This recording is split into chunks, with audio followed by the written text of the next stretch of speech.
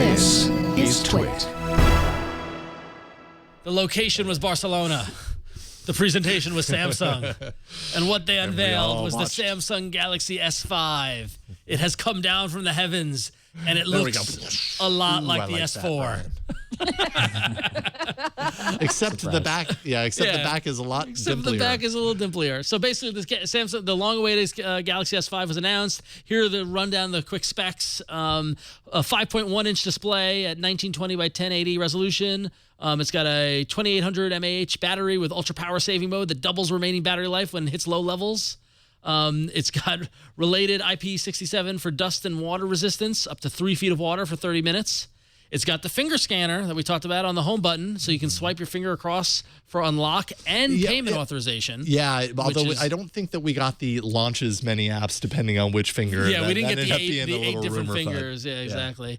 So it's it's got a whole bunch of, I can't even go through all the specs. A whole bunch of new specs. Don't. Cameras, all the stuff. Basically, it's a little bigger, a little heavier, a little more powerful than the Galaxy S4, and it's got the new design that is supposedly better to hold on to. That gives you a better grip. And aren't we lucky that Marquez, you saw and played around with this? You actually made a fantastic video about it. What was your take on the S5?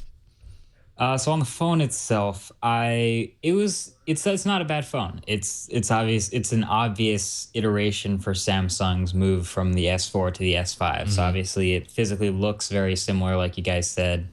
The specs are a step up a little bit in the next direction. It's got some new colors, some new backs.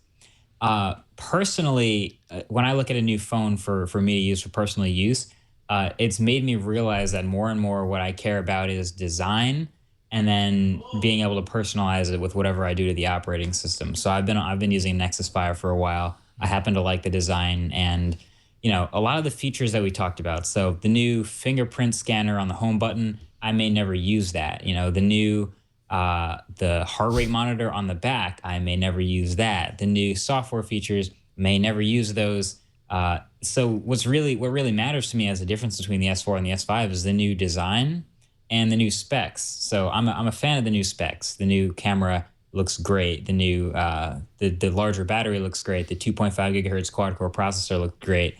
The design, not so much of a huge fan of. Obviously, it's a removable back, which a lot of people seem to forget. Like, oh, I hate the back of it, but you'll probably be able to buy a replacement back for it within a week of it launching. So I'm just I'm getting used to these iterative spec updates, and I'm looking more forward to the software stuff and being able to customize it and make it my own. So I think this phone will be great for that, just like the S4 was. Not necessarily a must upgrade if you have the S4, but definitely an update. It's a step in the right direction.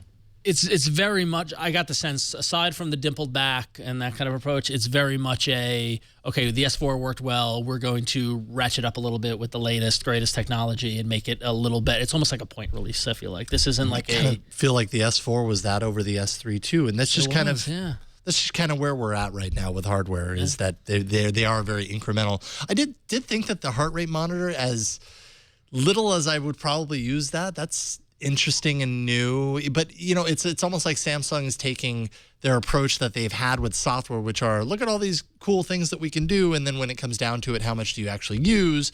Not saying that there aren't people that use them, but for me personally, that those software enhancements are neat on paper, but I wouldn't necessarily use them, like you were saying a little bit earlier, Marquez.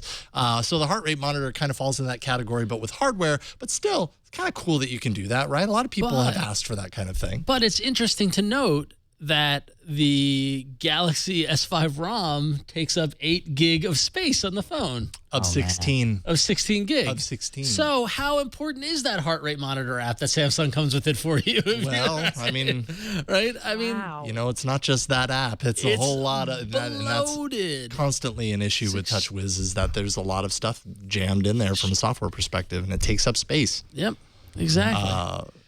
Yeah. But if you're looking for it, the Galaxy S5 will be available on April 11th. And Sprint and T-Mobile say their customers will get to buy it in a couple of months, and AT&T said they'll reveal more soon. So if you're looking for the date to pick it up. It's going to be April 11th and thereafter, depending on your carrier. I mean, pretty much worldwide. If you've seen the S4, you're going to see the S5. I mean, there's no stopping the Samsung train at this point. Yeah. As far as that's Gina, concerned. what do you think of the S5? What's your take on it? Yeah. Okay.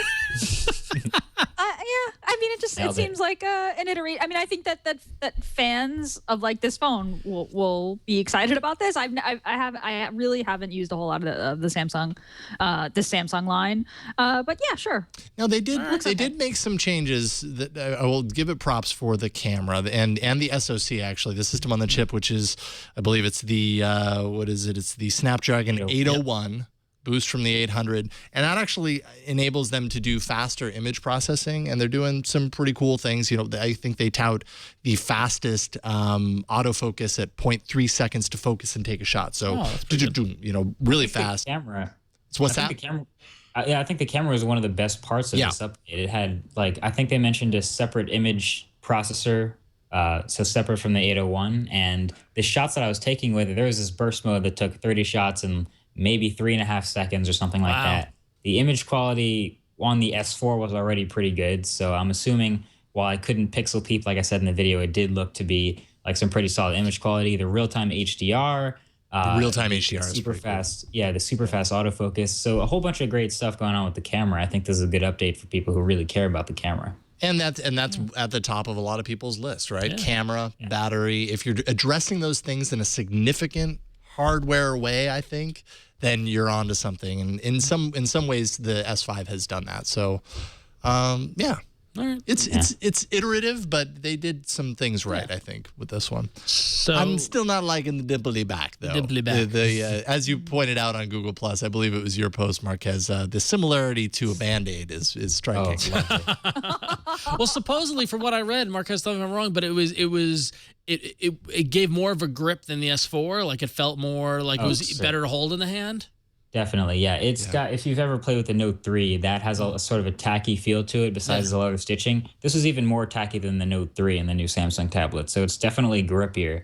And it's still the removable back, so it was curious to me that it was still IP67, so water resistant, dust resistant.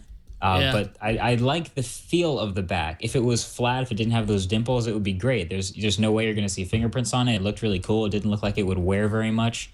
So I was happy about the material, but it was just not doing it for me for design.